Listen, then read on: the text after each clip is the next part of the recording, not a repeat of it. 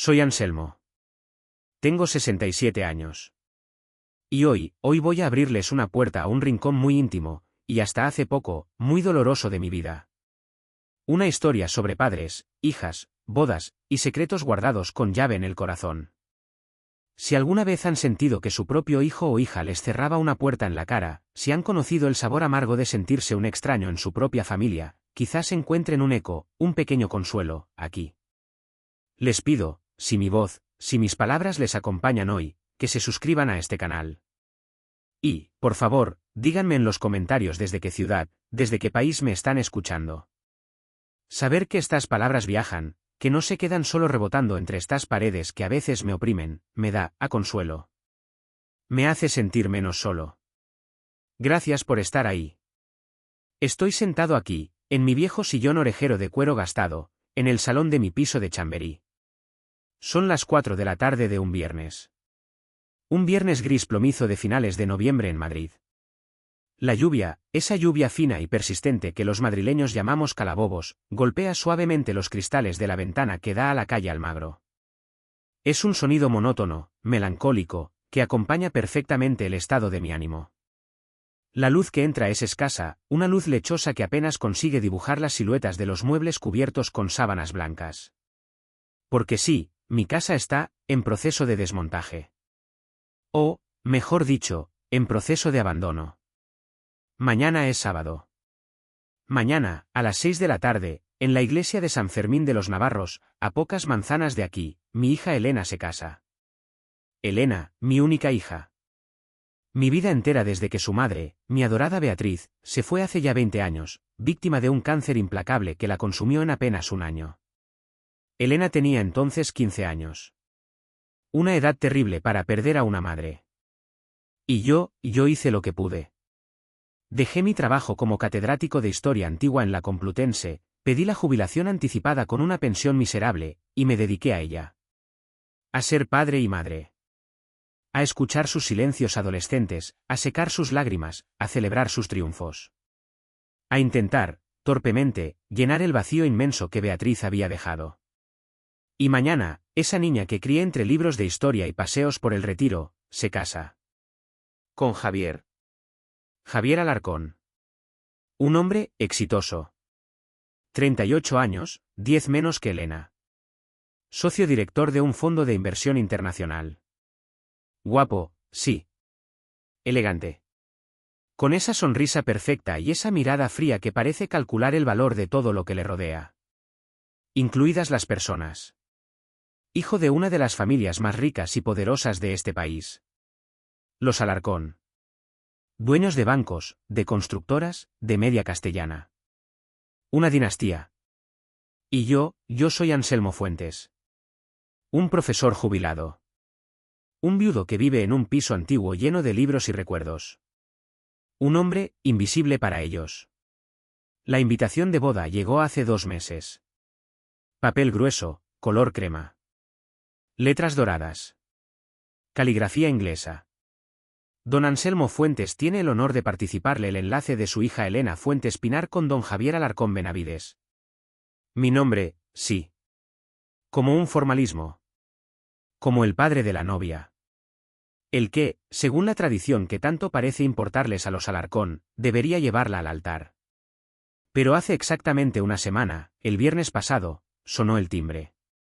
Era Elena. No la esperaba. Subió. Estaba extraña. Pálida. Nerviosa. Llevaba un traje de chaqueta carísimo, de un color gris perla que le sentaba fatal, que la hacía parecer mayor, más dura. No era mi Elena, la que heredó la risa fácil y los ojos brillantes de su madre. Era otra persona. Una ejecutiva tensa. Hola, papá, dijo, sin mirarme a los ojos. Dejó su bolso de marca sobre la consola de la entrada. Un bolso que costaría mi pensión de 3 meses. Elena, mi vida. ¡Qué sorpresa! No te esperaba. ¿Y Javier? Pregunté, intentando sonar natural, aunque su actitud me heló por dentro. Javier está en Londres. Cerrando un trato, dijo, mirando alrededor del salón con una mueca de disgusto. ¿Todavía no has empezado a empaquetar? Te dije que la mudanza era la semana que viene. Sí. La mudanza. Porque, claro, este piso anticuado, demasiado grande, lleno de trastos viejos, no encajaba en los planes de la nueva pareja. Javier y Elena iban a vivir en un ático dúplex de diseño minimalista en la finca. Y yo, bueno, yo me iba a un apartamento tutelado. Pequeño. Funcional. Mucho más práctico para tu edad, papá, me había dicho Elena. Con asistencia médica 24 horas. Y actividades. Harás amigos. Como si yo necesitara hacer amigos a los 67 años. Como si mis libros y mis recuerdos fueran trastos inútiles. He empezado por el despacho, Elena, respondí, mi voz sonando cansada. Hay muchos libros. Ya, dijo ella, impaciente. Bueno, no he venido a hablar de la mudanza. Se sentó en el borde de uno de los sofás cubiertos con sábanas. Juntó las manos sobre su regazo. Y por fin, me miró. Sus ojos, los ojos de Beatriz, estaban llenos de una angustia que me asustó. ¿Puedo ser sincera contigo, papá? Siempre, hija. Lo sabes. Respiró hondo. Es por la boda. ¿Qué pasa? ¿Nervios de última hora? No. Ojalá fuera eso. Hizo una pausa. Y entonces, lo soltó. Como una cuchillada. Papá. Javier y yo, bueno, sobre todo la familia de Javier, hemos pensado que quizás sería mejor que no vinieras. El silencio que cayó en el salón fue total. Solo se oía el tic-tac insistente del reloj de pared del pasillo. Un reloj que fue de mi abuelo. Tic. Tac. Tic. Tac. Marcando los segundos de mi incredulidad. ¿Qué? Susurré. Creí haber oído mal. Quizás el oído me fallaba. Que no vengas a la boda, papá, repitió ella, y esta vez su voz fue más firme, aunque temblorosa. Ni a la iglesia. Ni a la recepción. Sentí que el suelo se abría bajo mis pies. Tuve que agarrarme al respaldo de mi sillón para no caerme. ¿No ir a tu boda? ¿A la boda de mi única hija? Papá, por favor, intenta entender, empezó a decir, pero sus ojos se llenaron de lágrimas. ¿Entender el qué, Elena? ¿Qué me estás desinvitando? ¿Qué me estás prohibiendo ir a tu boda? No es prohibir, exclamó, levantándose. Empezó a pasear nerviosamente por el salón cubierto de sábanas, como un fantasma entre fantasmas. Es por el bien de todos. Es complicado. ¿Complicado por qué? Porque soy tu padre. ¿Porque te he criado yo solo? Porque no tengo un apellido rimbombante ni una cuenta en Suiza. Mi voz empezó a subir de tono, cargada de un dolor y una rabia que no pude contener. No es por eso, gritó ella, llorando abiertamente ahora. Ojalá fuera tan simple. Es por ellos. Por los Alarcón. Son diferentes, papá. Tienen sus normas. Sus círculos. Su imagen.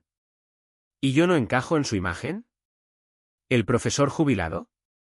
¿El viudo de Chamberí?, pregunté, mi voz cargada de sarcasmo amargo. No es que no encajes, es que, dudó, buscando las palabras. Es que, bueno, tu historia. Nuestra historia. Es triste. Y ellos quieren que todo sea perfecto.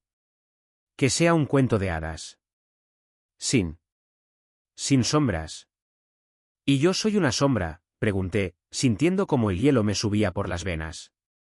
¿Mi presencia les recuerda que tu madre murió? ¿Que no vienes de una cuna de oro como ellos? Ella no respondió. Solo sollozó, cubriéndose la cara con las manos.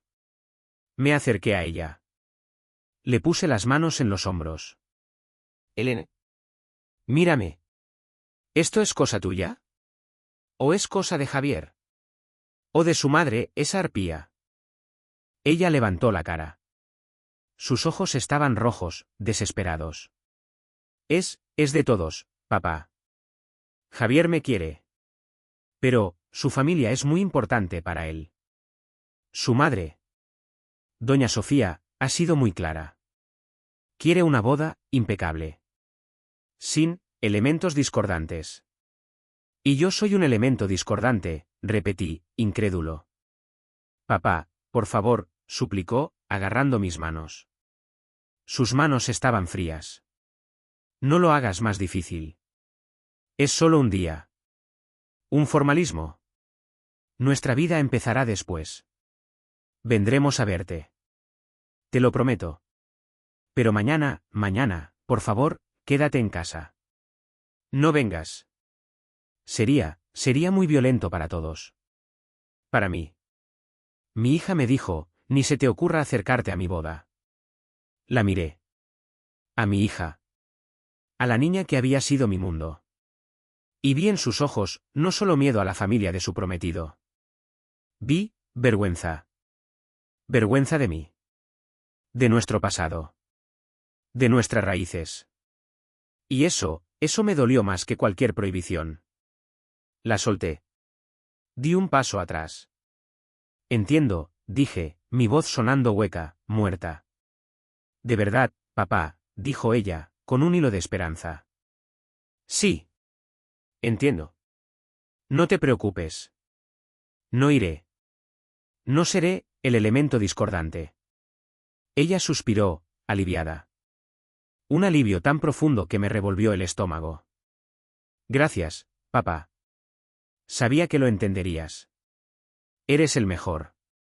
Se acercó a darme un beso en la mejilla. Aparté la cara. Vete, Elena. Por favor. Necesito estar solo. Ella se quedó paralizada un segundo. Luego, asintió. Cogió su bolso. Y se fue. Sin decir nada más. Oí sus tacones caros alejándose por el pasillo. El sonido de la puerta al cerrarse. Y me quedé solo. En mi salón cubierto de sábanas. Con la invitación de boda sobre la mesa. Y con el corazón hecho pedazos. Descolgado. ¿Roto? Invisible. Me acerqué a la ventana. La lluvia seguía cayendo. Miré la calle Almagro. La gente pasaba con sus paraguas, ajena a mi dolor. Me sentí irreal. Como si mi vida fuera una obra de teatro absurda. El padre al que se le prohíbe ir a la boda de su hija. ¿Por qué? Por no ser lo bastante rico. Lo bastante elegante. Lo bastante adecuado. La rabia empezó a subir. Una rabia fría, lenta. No contra Elena. Ella era una víctima también. Víctima de su ambición, de su inseguridad, de ese mundo superficial en el que había querido entrar a toda costa. Mi rabia era contra ellos. Contra los Alarcón. Contra Javier. Contra esa sociedad clasista y cruel que medía a las personas por su apellido y su cuenta corriente. Y contra mí mismo. Por haber permitido que mi hija se convirtiera en eso. Por no haber sabido protegerla. Fui a mi despacho. El único lugar de la casa que aún no había empezado a desmontar. Me senté en mi viejo sillón de cuero. Miré las estanterías llenas de libros. Mis amigos silenciosos. Mi único legado real. Recordé a Beatriz. Mi mujer. Ella odiaba ese mundo. Odiaba la falsedad, la ostentación. Era una mujer sencilla, inteligente, con los pies en la tierra. Si viera esto, si viera a Elena convertida en una Alarcón, se moriría de pena otra vez. Y entonces, recordé algo. Algo que Beatriz me hizo prometerle en su lecho de muerte. Algo que yo había guardado, olvidado casi, en el fondo de un cajón. Me levanté. Fui al escritorio antiguo de mi abuelo. Abrí el último cajón, el que siempre estaba cerrado con llave. Dentro, bajo una pila de cartas viejas, había una pequeña caja de madera de sándalo. La caja de Beatriz. La abrí. Dentro, sobre un lecho de terciopelo azul marino, había varias cosas. Su anillo de compromiso. Un mechón de pelo rubio de Elena cuando era bebé. Y, una carta. Un sobrelacrado, dirigido a mí. Con una nota fuera, para que se la des a Elena. El día de su boda. Solo si crees que lo necesita. Tú sabrás. Nunca la había abierto. Nunca había llegado el día. O nunca había sentido que Elena lo necesitara. Hasta ahora. Y debajo de la carta, envuelto en seda blanca, estaba el objeto. El que Beatriz me había mostrado esa última tarde en el hospital. Anselmo, me había susurrado, su voz apenas un hilo. Esto es para Elena. Para su boda. Es importante. Es nuestra historia. Que no la olvide. Que no se olvide de quién es. Prométeme que se lo darás. Te lo prometo, mi amor, le dije, llorando. Cogí el objeto envuelto en seda. Lo desenvolví con manos temblorosas. Allí estaba. Brillando suavemente bajo la luz de la lámpara del escritorio. Y de repente, lo supe. Supe lo que tenía que hacer. Elena me había prohibido ir a su boda. Me había pedido que fuera invisible. Que no fuera el elemento discordante. Pero Beatriz me había pedido otra cosa. Me había pedido que le recordara a nuestra hija quién era. Y yo tenía algo que todos querrían ver. Algo que quizás podría cambiarlo todo. Los días que siguieron a la visita de Elena, esa visita que rasgó el velo de mi autoengaño y me dejó tiritando en la intemperie de la exclusión, transcurrieron en una especie de neblina gris, un eco del cielo plomizo de Madrid que se colaba por las ventanas y por las grietas de mi ánimo. Me movía por el apartamento como un autómata, rodeado de sábanas blancas que cubrían los muebles como fantasmas esperando una mudanza inminente. El silencio de la casa, antes mi compañero, se había vuelto denso, acusador. Cada tic-tac del reloj de mi abuelo era un martilleo que subrayaba mi soledad, mi irrelevancia. Comía sin hambre, leía sin entender, dormía a ráfagas interrumpidas por sueños confusos en los que veía a Elena vestida de novia alejándose de mí, su rostro inexpresivo. La conversación con Elena se repetía en mi cabeza como un disco rayado. Sus palabras «sería mejor que no vinieras», elementos discordantes, la familia de Javier, nuestra imagen se mezclaban con la imagen de sus ojos llenos de una angustia que no lograba descifrar del todo. ¿Era solo miedo a la poderosa familia Alarcón? ¿O había algo más? ¿Había llegado a creer ella misma que yo era impresentable? ¿Que nuestro pasado, nuestra vida sencilla pero digna, era una mancha en el lienzo impoluto de su nuevo futuro? La vergüenza que había intuido en su mirada me dolía más que la prohibición explícita. Era como si, al intentar encajar en ese mundo dorado y frío, hubiera decidido amputar una parte de sí misma. Y esa parte era yo. Nuestro pasado. Su madre. Mi primer impulso fue la rabia. Una rabia sorda y amarga contra Javier Alarcón, contra su madre doña Sofía, contra ese mundo clasista que juzgaba y descartaba con la misma frialdad con la que movían millones en la bolsa. Quise llamar a Elena. Quise gritarle. Quise decirle que estaba cometiendo un error terrible, que estaba vendiendo su alma por un apellido y una cuenta bancaria. Pero me contuve. ¿Qué conseguiría? Solo confirmaría su imagen de mí como un viejo sentimental y fuera de lugar. Solo le daría a Javier y a su madre más munición para aislarla de mí. No. La confrontación directa no era el camino. Beatriz, mi Beatriz, siempre me lo decía, Anselmo, tú eres un hombre de ideas, no de gritos. Piensa. La inteligencia es un arma más afilada que la furia. Y entonces, mis pensamientos volvían a la caja de sándalo. Al legado de Beatriz. A su última petición. La caja seguía sobre mi escritorio, en el despacho. La abría y cerraba compulsivamente. Dentro, la carta lacrada para Elena. Y el objeto envuelto en seda blanca. Lo sacaba. Lo sostenía en mis manos. Era inesperado. Delicado. Cargado de historia. Era un abanico. Pero no un abanico cualquiera. Era un abanico antiguo, del siglo XIX. Las varillas eran de nácar finamente tallado, casi translúcido, con incrustaciones de oro minúsculas que formaban un monograma, BP.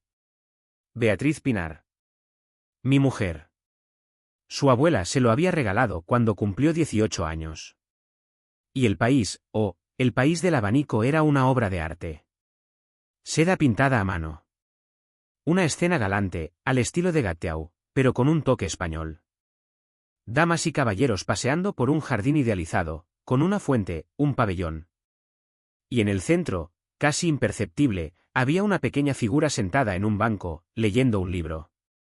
Una figura que Beatriz siempre dijo que se parecía a ella misma. Este abanico era mucho más que un objeto bonito. Era el símbolo de la familia de Beatriz. Una familia de intelectuales, de artistas, venida a menos económicamente, sí, pero con un linaje cultural que los Alarcón, con todo su dinero nuevo, jamás podrían comprar. Beatriz lo había llevado el día de nuestra boda. Lo había usado en cada ocasión especial. Y se lo había prometido a Elena. Este abanico, Anita, le decía cuando era niña, es nuestra historia. La historia de las mujeres fuertes e inteligentes de nuestra familia. Algún día, cuando te cases, será tuyo. Para que recuerdes de dónde vienes. Y ahora Elena se casaba. Entrando en una familia que la obligaba a avergonzarse de sus raíces. Que la quería sin pasado. Sin elementos discordantes. La promesa de Beatriz resonaba en mi cabeza. Dáselo, Anselmo. El día de su boda. Solo si crees que lo necesita. Tú sabrás. ¿Lo necesitaba Elena ahora? Sí. Más que nunca. Necesitaba ese ancla. Ese recordatorio tangible de quién era, de dónde venía. Necesitaba sentir la seda pintada, el nácar frío, la historia de su madre, de su abuela, en sus manos, mientras caminaba hacia un futuro incierto con un hombre que parecía querer borrar su pasado. Pero, ¿cómo dárselo? Elena me había prohibido acercarme. Si aparecía en la iglesia, si intentaba dárselo antes de la ceremonia, armaría el escándalo que precisamente quería evitar. Sería una provocación. Una confirmación, a ojos de los Alarcón y quizás de la propia Elena, de que yo era un viejo terco e impertinente. Me pasé horas dando vueltas por el piso, sopesando las opciones. ¿Enviárselo con un mensajero? No. Demasiado impersonal. Demasiado frío. Perdería todo el significado. ¿Dárselo a alguna amiga suya para que se lo entregara? No confiaba en nadie de su nuevo círculo. Probablemente interceptarían el regalo inapropiado. Tenía que ser yo. Tenía que encontrar la manera de dárselo. De cumplir la promesa de Beatriz. Pero, ¿cómo? La respuesta llegó de forma inesperada, el miércoles por la tarde. Estaba ordenando papeles en el despacho, metiendo mis libros de historia en cajas, sintiendo como mi vida se disolvía entre cartones, cuando sonó el teléfono. Era un número desconocido. Dudé en contestar. ¿Diga? Don Anselmo Fuentes, preguntó una voz de mujer, joven, profesional. Sí, soy yo. Le llamo de Eventos Alarcón. Soy Laura, la asistente personal de doña Sofía Benavides de Alarcón. La madre de Javier. La arpía. Mi corazón dio un vuelco. ¿Qué querría? Dígame. Doña Sofía me pide que le transmita un recordatorio, dijo la voz, con un ligero titubeo. Sobre la boda de su nieta, de Elena. Doña Sofía confía en su discreción. Y en que respetará los deseos de la familia. Para evitar situaciones incómodas. Era una amenaza velada. Una advertencia. No te atrevas a aparecer. Sentí la rabia subir de nuevo. Pero respiré hondo. Puede decirle a doña Sofía que soy un hombre de palabra, respondí, mi voz fría como el hielo. Y que sé perfectamente cuál es mi lugar. Perfecto. Eso es todo. Gracias por su tiempo, don Anselmo. Y colgó. Me quedé mirando el teléfono. La osadía. La crueldad. Llamarme para asegurarse de que el viejo profesor no iba a arruinarles la foto de sociedad. Pero entonces, una idea. Una idea loca, arriesgada, empezó a formarse en mi cabeza. La llamada de la asistente. La mención de Eventos Alarcón. ¿Y si usaba su propia maquinaria en su contra? Fui al ordenador. Busqué Eventos Alarcón. Era una rama del imperio familiar, dedicada a organizar eventos corporativos y sociales de altísimo nivel. La boda de Javier y Elena era, claramente, uno de sus proyectos. Encontré un número de contacto general. Llamé. Eventos Alarcón, dígame.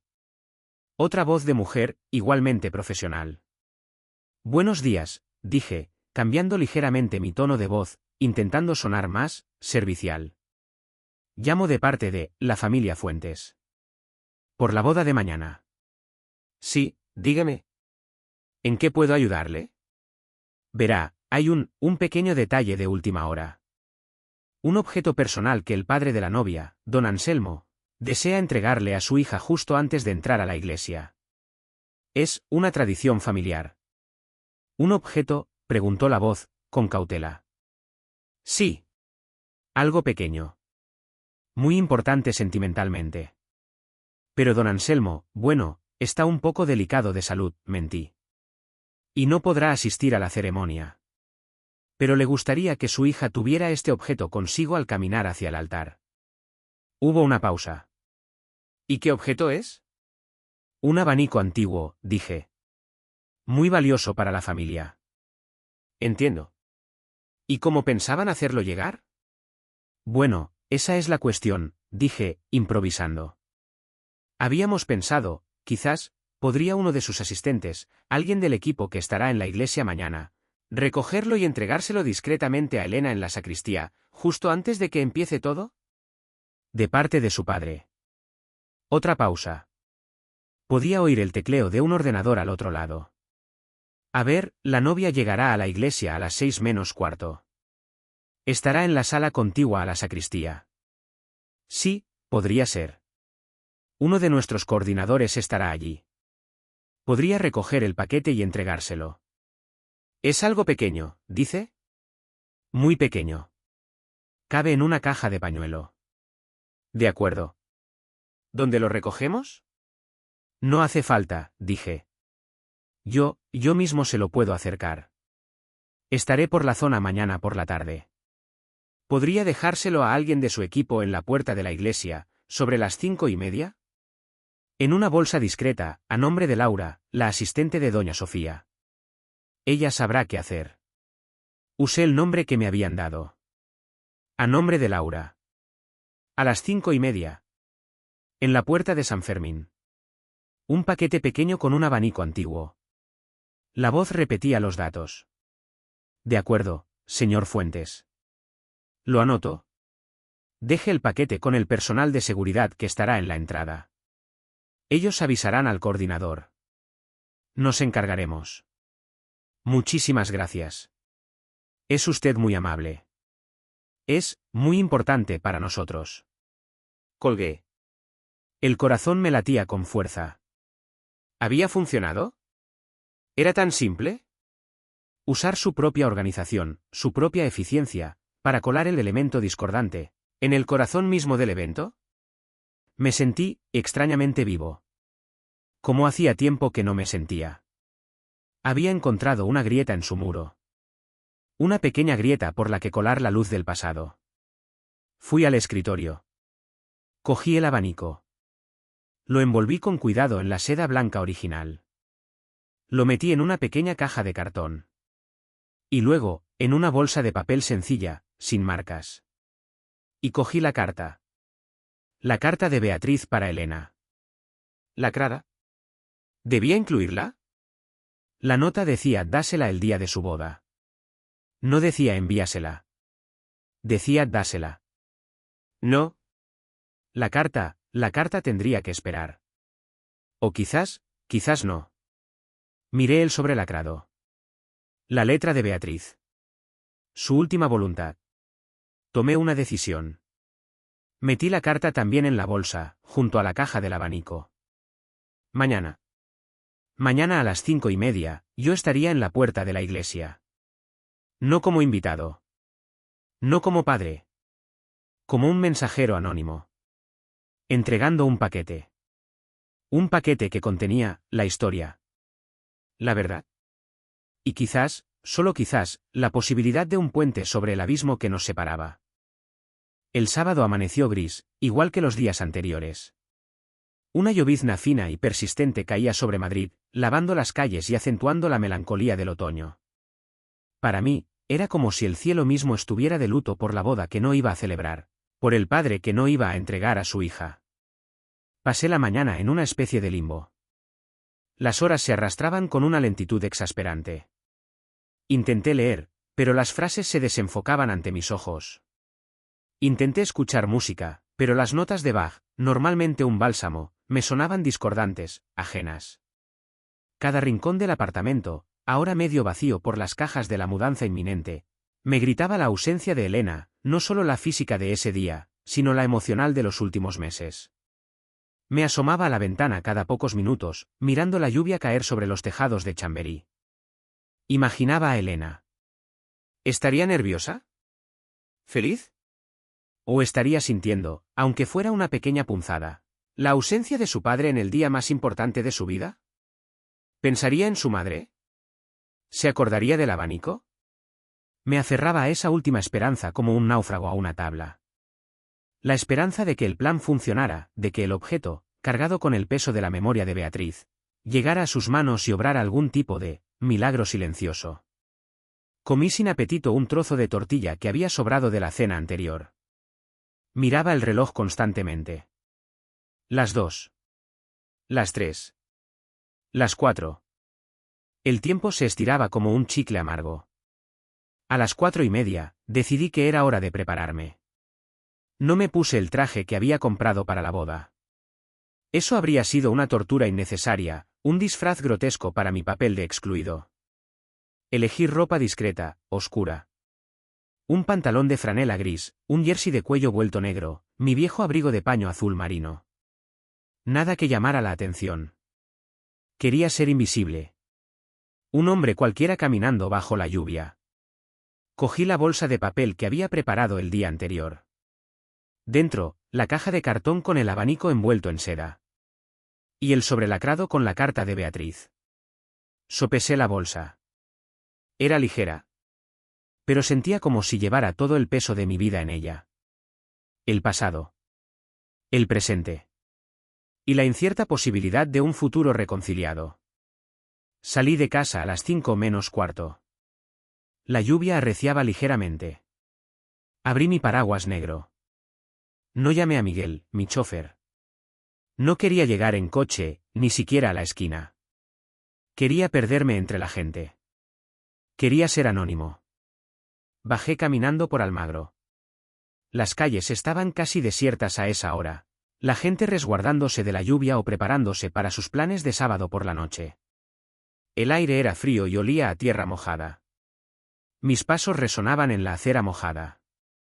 Sentía una mezcla extraña de nerviosismo y determinación. Estaba haciendo algo, clandestino. Algo que iba en contra de los deseos explícitos de mi hija. Pero lo hacía por ella. Por su madre. Por mí. Llegué a la glorieta de Iglesia. Y desde allí, enfilé la calle Eloy Gonzalo, hacia San Fermín de los Navarros. A medida que me acercaba, el ambiente empezaba a cambiar. Veía más gente vestida de fiesta, mujeres con pamelas desafiando la lluvia, hombres con trajes oscuros. Coches de alta gama, con chofer, empezaban a aparcar en doble fila. Me detuve en la esquina de Eloy Gonzalo con Fernández de la Hoz, a unos 100 metros de la iglesia. Desde allí, tenía una vista clara de la entrada principal. La fachada neomudéjar de ladrillo rojo de la iglesia destacaba contra el cielo gris. Habían colocado una alfombra roja, empapada por la lluvia, que subía por la escalinata. Y en la entrada, bajo un toldo improvisado para proteger de la lluvia, vi a 2 hombres altos, vestidos con trajes oscuros idénticos y auriculares discretos. ¿Seguridad? Eventos Alarcón, sin duda. Me quedé allí, bajo mi paraguas, observando. Eran las 5:20. Todavía tenía tiempo. Veía a los invitados llegar. Caras conocidas, algunas. Viejos amigos de Elena y míos, que me miraban con sorpresa y luego apartaban la vista, incómodos. Socios de Javier Alarcón, supuse, con sus esposas enjolladas. Y, por supuesto, la familia Alarcón. Vi llegar a doña Sofía, la madre de Javier, bajando de un Rolls Royce con chofer. Impecable en un traje de chaqueta color perla, con un sombrero a juego. Su mirada barrió la entrada, fría, controladora. Ni siquiera parecía notar la lluvia.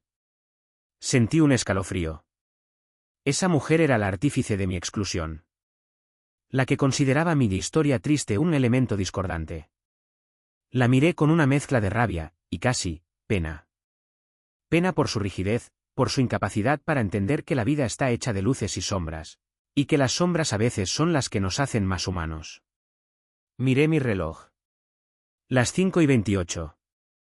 Era el momento. Respiré hondo. Apreté la bolsa de papel bajo el brazo. Y empecé a caminar hacia la iglesia. Despacio. Sin prisa. Como un invitado más que llega tarde. Me acerqué a la entrada. Los dos hombres de seguridad me miraron. Uno de ellos dio un paso al frente, interceptándome cortésmente pero con firmeza. Disculpe, señor. ¿La invitación, por favor? No tengo invitación, respondí, mi voz tranquila. Soy un mensajero. Tengo un paquete para entregar. Para la organización. A nombre de Laura. El hombre frunció el ceño. ¿Laura? ¿La asistente de doña Sofía? Exacto, confirmé, sintiendo el corazón latir con fuerza. ¿Está ella aquí? Un momento, por favor. Habló por su auricular, en voz baja. Escuchó. Dice Laura que no esperaba ningún paquete. ¿De parte de quién? El momento crítico. De parte, de don Anselmo Fuentes, dije, esperando la reacción. El guardia volvió a hablar por el auricular. Escuchó. Y luego, me miró con una expresión neutra. De acuerdo. Puede dejar el paquete conmigo. Yo se lo haré llegar. ¿Está seguro? Insistí. Es delicado. Es para la novia. Tenía entendido que un coordinador.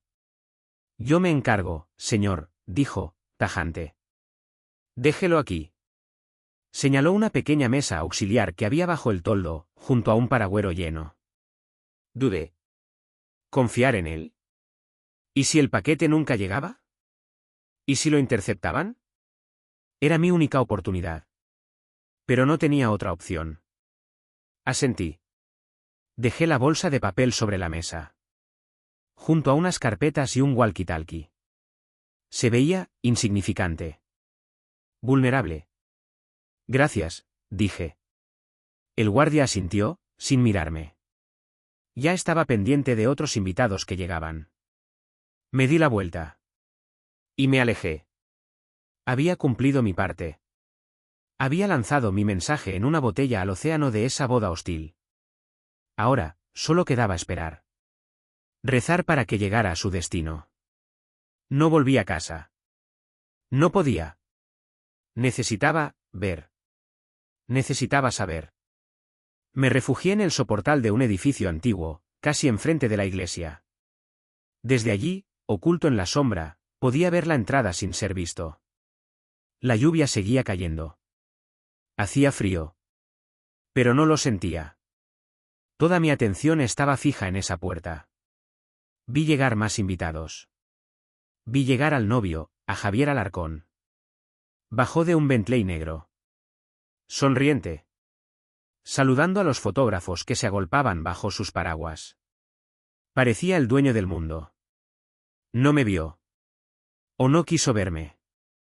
Y entonces, a las 6:45, llegó ella. Elena. Un coche antiguo, un hispano-suiza descapotable, absurdo, con la lluvia que caía, pero supongo que era parte del espectáculo Alarcón, se detuvo frente a la alfombra roja. Dos asistentes corrieron a abrir un enorme paraguas blanco. Y ella bajó. Mi corazón se detuvo. Estaba deslumbrante. El vestido de novia era espectacular, obra de algún diseñador famoso, supuse. Un vestido de seda blanca, con encajes delicados, y un velo larguísimo que dos damas de honor, dos chicas rubias que no reconocí, intentaban proteger de la lluvia. Llevaba el pelo recogido en un moño bajo, adornado con pequeñas flores blancas. Y en sus manos. Apreté los ojos. Intenté enfocar a través de la lluvia y la distancia. ¿Qué llevaba en las manos? Llevaba un ramo de novia. Calas blancas. Precioso. Pero, ¿y el abanico? No lo llevaba. Sentí una punzada de decepción tan aguda que me hizo daño físico. No había llegado. El paquete había sido interceptado. Mi plan había fracasado. Doña Sofía, o quizás el propio Javier, se habían asegurado de que el elemento discordante, la memoria de Beatriz, no mancillara la pureza de su boda perfecta. Elena empezó a subir las escaleras. Lenta, majestuosa. Sonreía a los fotógrafos. Pero su sonrisa parecía forzada. ¿Triste? Sus ojos buscaban algo entre la multitud. ¿Me buscaba a mí? Llegó a la puerta. Se detuvo un instante bajo el toldo. Saludó al sacerdote que la esperaba en el umbral. Y entonces, vi a una mujer acercarse a ella. Una mujer joven, con un traje de chaqueta oscuro y un auricular. Laura, la asistente, supuse. Le dijo algo al oído a Elena. Y le entregó algo. Un paquete pequeño. Una bolsa de papel. Mi bolsa. Vi a Elena cogerla. Vi su expresión de sorpresa. Vi cómo abría la bolsa. Vi cómo sacaba la pequeña caja de cartón. Y cómo, con manos temblorosas, la abría. No pude ver su cara. Estaba de espaldas a mí. Pero vi cómo sus hombros se sacudían. Vi cómo se llevaba una mano a la boca. Vi cómo las damas de honor se acercaban a ella, preocupadas. Sacó algo de la caja. Algo que desplegó. El abanico. El abanico de Beatriz. Y luego, vi cómo sacaba el otro objeto de la bolsa. El sobrelacrado. La carta. Se quedó allí, inmóvil, bajo el toldo, con el abanico en una mano y la carta en la otra. El novio, Javier, que había salido a recibirla, le decía algo, impaciente. Pero ella no le hacía caso. Miraba el abanico. Miraba la carta. Y entonces, levantó la vista. Y miró. Miró directamente hacia donde yo estaba. Hacia la sombra del soportal. No sé si me vio. Probablemente no. La distancia, la lluvia, la penumbra. Pero sentí su mirada. Y sentí que, por un instante, el puente invisible entre nosotros se había restablecido. Se guardó la carta en algún bolsillo oculto del vestido. Y desplegó el abanico. El viejo abanico de nácar y seda pintada. Y así, sosteniendo el legado de su madre en la mano, mi hija, Elena Fuentes, entró en la iglesia para casarse. Yo me quedé allí, bajo la lluvia, temblando. Pero ya no de frío. Ni de rabia. Temblaba de emoción. Había cumplido mi promesa. Beatriz estaría orgullosa. Ahora solo quedaba esperar el final de la historia.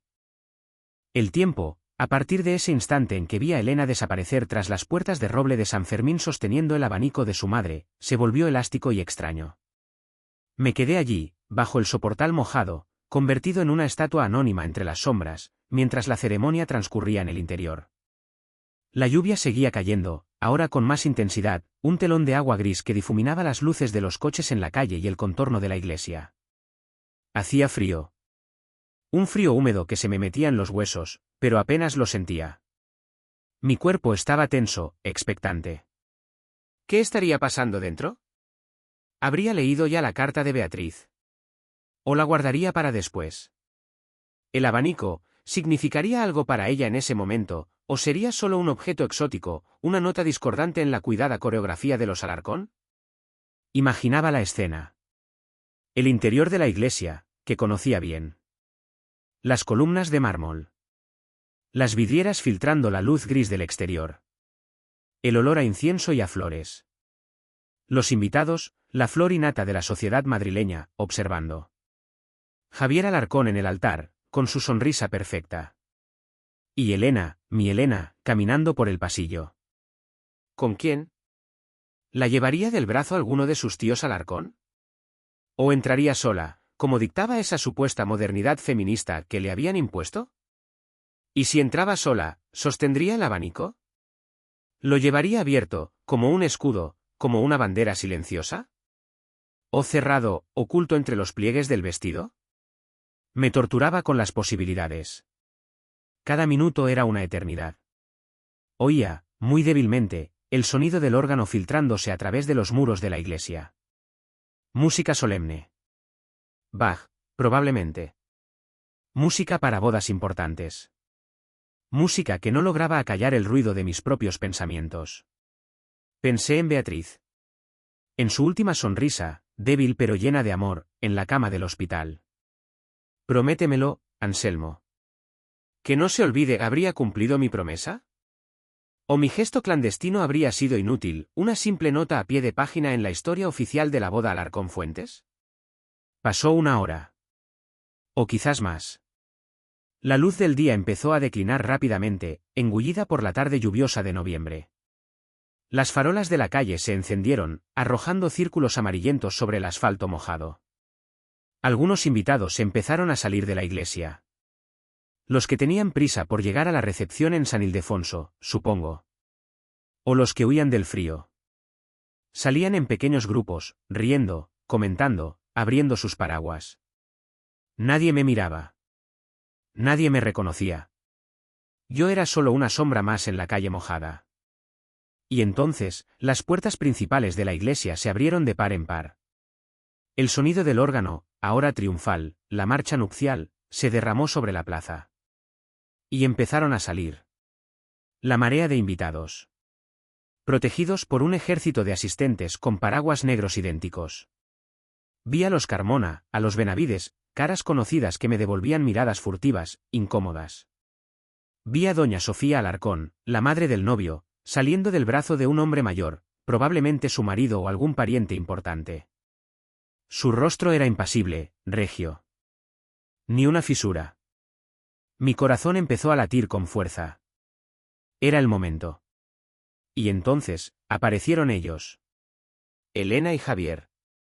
Salieron bajo una lluvia de arroz y pétalos de rosa blancos, lanzados por los invitados que se agolpaban en la escalinata. Javier sonreía. Una sonrisa amplia, de triunfo. Saludaba con la mano, como un político en campaña. ¿Elena? Elena iba a su lado. Su rostro era difícil de leer a la distancia. No sonreía abiertamente como él. Había una serenidad extraña en su expresión. Una calma que no encajaba con la euforia del momento. Y en su mano derecha, llevaba el abanico. Abierto. El viejo abanico de nácar y seda pintada. Abierto. Sosteniéndolo con una elegancia natural, como si lo hubiera llevado toda la vida. Como lo llevaba su madre. Mi respiración se detuvo. Lo llevaba abierto. Era una señal. Tenía que serlo. Se detuvieron en lo alto de la escalinata para posar para los fotógrafos. Javier la rodeó por la cintura con el brazo, acercándola a él. Elena sonrió a las cámaras. Pero su sonrisa seguía siendo contenida. Y su mirada, por un instante, barrió la plaza. Buscando. Y entonces, me vio. Nuestros ojos se encontraron a través de la distancia, de la lluvia, de la multitud. Fue solo un segundo. Pero en ese segundo, vi algo. No era hostilidad. No era vergüenza. Era reconocimiento. Y algo más. Algo que se parecía a una disculpa silenciosa. O quizás, a una pregunta.